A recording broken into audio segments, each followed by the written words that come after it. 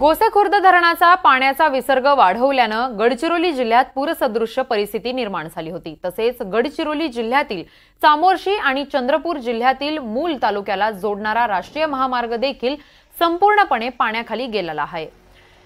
हरणघाट येथील वैनगंगा नदीच्या पुलावरून आमच्या प्रतिनिधी मनीष रक्षमवार यांनी आढावा घेतलाय, आपण पाहूयात।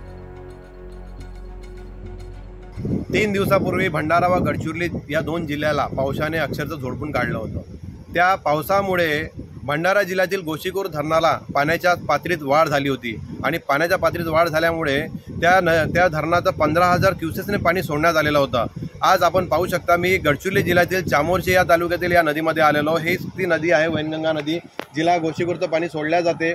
या महत्त्वाची ही नदी म्हणजे चंद्रपूर आणि गडचिरोली दोन जिल्ह्याला जोडणारा हा पूल आहे। आपण पाहू शकता किती उंच पूल आहे हा, तरी सुद्धा या पुलाचे काही पिल्लर पाण्यामध्ये बुडालेले आहेत। काही प्रमाणात पाणी हा जरी पुलाला वर टेकत नसेल तरी या पाण्याचा दाब हा बाकी आजूबाजूला गावामध्ये शिरलेला आहे। काही शेतामध्ये पाणी शिरलेलं आहे, काही गावात शिरलेलं होतं, परंतु आज पाण्याचा प्रवाह कमी केल्यामुळे, विसर्ग कमी केल्यामुळे आज काही का असेना काही प्रमाणामध्ये पाण्याच्या पातळीत कमी झालेली आहे आणि काही मार्ग मोकळे होत आहे।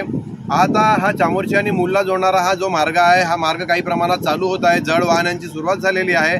आपण आता या ठिकाणी नदीमध्ये आहोत। ही नदी वैनगंगा नदी म्हणजे हीच नदी चंद्रपूर आणि गडचिरोली जिल्ह्याला जोडते। कॅमेरामन देवा चांबारेसह मनीष रक्षमवार, NDTV मराठी, गडचिरोली।